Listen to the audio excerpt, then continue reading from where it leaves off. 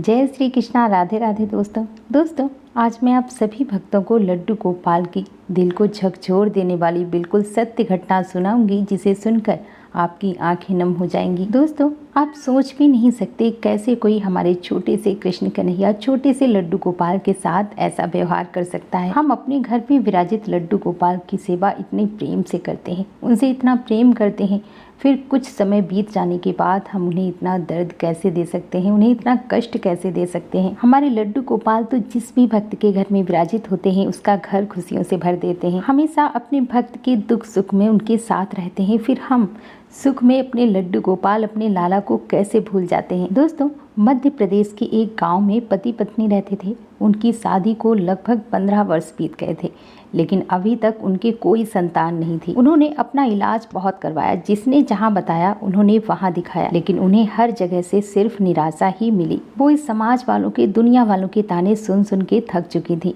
लोग उन्हें बाज कहकर पुकारते थे। हद तो जब हो गई जब इनके देवर की शादी हुई और उन्हें बेटा हुआ। इनकी देवरानी इन्हें अपने बच्चे को हाथ भी लगाने नहीं देती थी। अगर सुबह सुबह इनको कोई देख लेता था तो वो इनसे कहता था कि देखो, आज हमने बाज का मुंह देख लिया, आज हमारा दिन अच्छा नहीं जाएगा। दोस्तों, माता पिता बनना हर पति पत्नी की ख्वाहिश होती है, लेकिन अगर किसी भी कारणवश एक औरत माँ नहीं बन पाती तो ये दुनिया के लोग उसे जीने नहीं देते।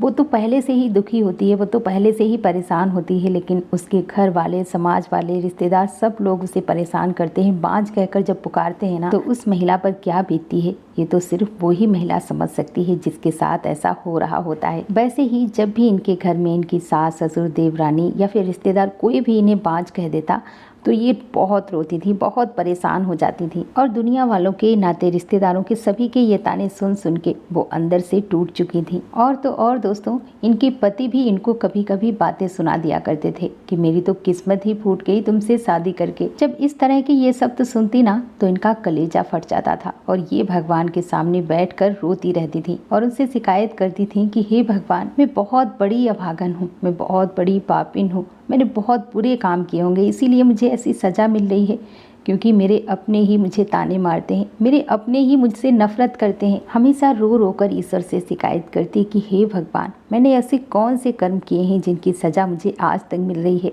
आज तक मेरी गोद सुनी है। भगवान के सामने इस तरह से बैठकर ये रोया करती थी और उनसे प्रार्थना करती थी कि ठाकुर जी, हे भगवान, मेरी भी गोद भर दो। तभी एक दिन इनके घर पे इनकी मासी सास आई। उन्होंने इनसे कहा कि देखो, तुम अपने घर पे लड्डू गोपाल को विराजित करो, लड्डू गोपाल की सेवा पूजा करो।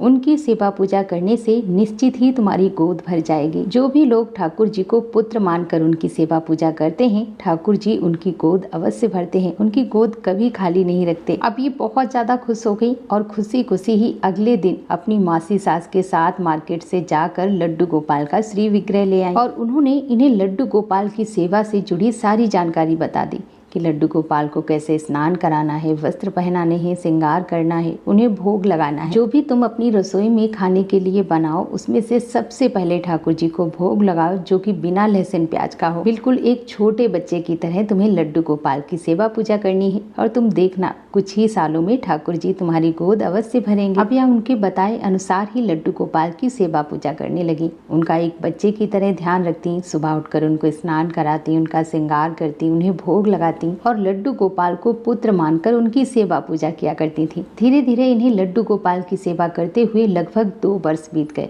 2 वर्ष बीत जाने के बाद ये गर्भवती हुई। जब यह गर्भवती हुई तो इनकी शादी को लगभग 15 वर्ष बीत चुके थे। अब इनकी खुशी का ठिकाना नहीं था कि इतने वर्षों के बाद ठाकुर जी की कृपा से इनकी गोद भरने वाली थी। अब जब इन्होंने यह खुशखबरी अपने हस्बैंड, अपनी सासू माँ को सुनाई तो वो लोग भी बहुत ज़्यादा खुश हुए।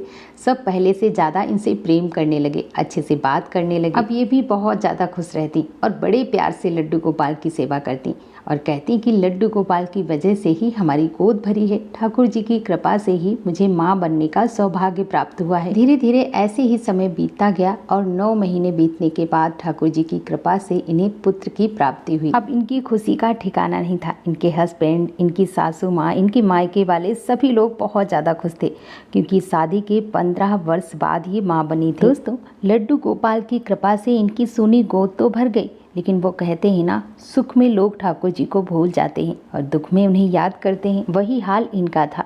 जब इन्हें पुत्र की प्राप्ति हो गई, इसके बाद ये अपने पुत्र में इस तरह से व्यस्त हो गई जैसे यह लड्डू गोपाल को बिल्कुल भूल चुकी थी, क्योंकि इनके अलावा इनके ससुराल में कोई भी ठाकुर जी की सेवा नहीं करता था, यही ठाकुर जी की सेवा किया करती थी। लेकिन जब इन्हें पुत्र की प्राप्ति हो गई तो ये ठाकुर जी को भूल गई। अब ये क्या कहती कि वो तो भगवान है, उन्हें सेवा की क्या ज़रूरत, मेरा छोटा सा बच्चा है उसका भी हमें ध्यान रखना है। अब ये क्या करती, अब ठाकुर जी को यह प्रतिदिन स्नान भी नहीं कराती। अब इन्हें ठाकुर जी की सेवा बोझ सी लगने लगी और कभी कभी अगर ठाकुर जी को स्नान करा भी देती तो उन्हें मिश्री का ही भोग रख देती या फिर चीनी का ही भोग रख देती। मतलब उनके भोग की कोई भी व्यवस्था नहीं, ठाकुर जी का कोई भी ख्याल नहीं, उनका कोई भी ध्यान नहीं। अब वो भोग सुबह से लेकर शाम तक लड्डू गोपाल के पास यूं ही रखा रहता। कभी कभी सुबह तक ठाकुर जी के पास वो भोग रखा रहता। ज़्यादा टाइम तक भोग इस तरह से रखा रहने की वजह से उसमें चींटियाँ आ जाते, जिसकी वजह से उस प्रसाद को कोई भी ग्रहण नहीं करता। फिर वो इधर उधर ही पड़ा रहता था, कहीं फेंक दिया जाता था। और अगर इनसे कोई कहता भी कि लड्डू गोपाल की सेवा प्रतिदिन की जाती है, रोज़ उन्हें स्नान कराया जाता है, रोज़ भोग लगाया जाता है, तो यह उनसे कह दिया करती थी कि देखो मेरा छोटा सा बेटा है, मेरा पुत्र है, उसे भी हमें समय देना पड़ता है और ठाकुर जी तो भगवान हैं, उन्हें हमारी सेवा की कोई आवश्यकता नहीं है, उन्हें हमारी सेवा की कोई ज़रूरत नहीं है। मतलब पहले इन्होंने पुत्र मानकर लड्डू गोपाल की सेवा की, उसके बाद इन्होंने उन्हें भगवान बना दिया। यही तो होता है, हम लोग स्वार्थ में आकर कुछ भी करते हैं। जब आपने उन्हें पुत्र माना था तो पुत्र मानकर ही उनकी हमेशा सेवा पूजा करनी चाहिए थी, नहीं तो फिर शुरू से ही उन्हें भगवान मानकर अपने घर पे विराजित करना था। हम लोगों की कमी क्या है, हम लोग एक जगह पर नहीं टिकते। अगर हमने ठाकुर जी के साथ एक रिश्ता बनाया है, जब हमने अपने घर पे ठाकुर जी को विराजित किया है, जो भी रिश्ता हमने उनके साथ बनाया है, हमें मरते दम तक उसी रिश्ते के साथ अपने लड्डू गोपाल की सेवा पूजा करनी चाहिए, क्योंकि हमारे छोटे से कन्हैया उसी रिश्ते में हमारे साथ बंध जाते हैं। और अगर हम उस रिश्ते को भूल जाते हैं तो हमारे लड्डू गोपाल हमें याद दिलाते हैं। अब धीरे धीरे इनका बेटा 2 वर्ष का हो गया, लेकिन इन 2 वर्ष में इन्होंने लड्डू गोपाल की सेवा पूजा बिल्कुल ही बंद कर दी। लड्डू गोपाल का श्री विग्रह बिल्कुल काला पड़ चुका था, उनके वस्त्र बहुत ज्यादा गंदे हो चुके थे। ऐसे ही एक दिन यह सो रही थी, रात का समय था, और तभी इन्होंने अपने स्वप्न में अपने ही बेटे को देखा, जो कि बहुत ही गंदे कपड़े पहने हुए था। उसके पूरे शरीर पर धूल मिट्टी जमी हुई थी, उसके कपड़े बहुत ही ज्यादा गंदे थे। और वो बच्चा रोते हुए इनसे कहता है कि मैया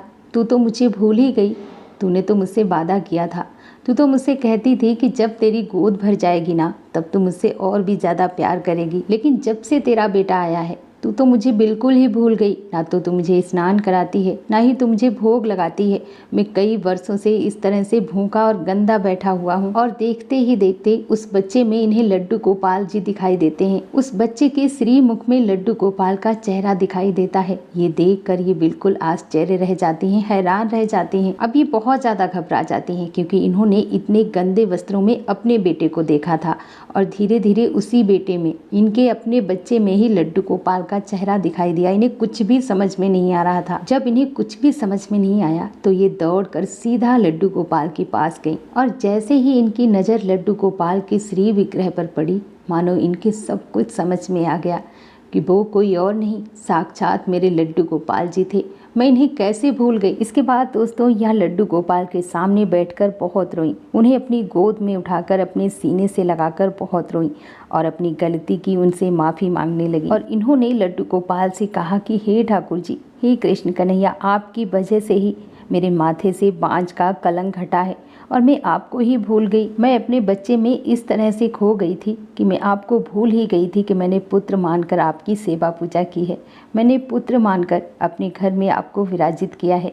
इसके लिए मुझे क्षमा कर दो प्रभु। इसके बाद दोस्तों ये लड्डू गोपाल की सेवा पूजा फिर से वैसे ही करने लगी जैसे ये पहले किया करती थी, और साथ में यह अपने बेटे को भी बिठाती थी, उनको भी लड्डू गोपाल की सेवा के बारे में सारी बातें बताती थी। और दोस्तों इन्होंने अपने बेटे का नाम भी कृष्णा रखा है। और दोस्तों इन्होंने अपना नाम बताने से इसलिए मना किया हुआ है क्योंकि इन्हें अपनी गलती के लिए बहुत ज़्यादा शर्मिंदगी महसूस हो रही है कि मैं इतनी बड़ी गलती, इतना बड़ा गुनाह कैसे कर सकती हूँ, और शायद मेरी इतनी बड़ी गलती के लिए ठाकुर जी मुझे क्षमा कर दें। क्योंकि गलती तो हम इंसानों से हो ही जाती है, हम भावनाओं में आकर बह जाते हैं, और जब हम बहुत ज़्यादा खुश होते हैं ना तो हम उस भगवान को ही भूल जाते हैं जिसकी वजह से हमें ये खुशियाँ मिलती हैं। दोस्तों अगर हम सुख में भी ठाकुर जी से उतना ही प्रेम करें ठाकुर जी का उतना ही स्मरण करें तो शायद हमारे जीवन में दुख आए ही नहीं। इसीलिए दोस्तों मैं हमेशा कहती हूँ कि अपने लड्डू गोपाल की सेवा पूजा कीजिए, उनसे प्रेम कीजिए और उन पर पूर्ण विश्वास कीजिए और ज़्यादा से ज़्यादा नाम जाप कीजिए। दोस्तों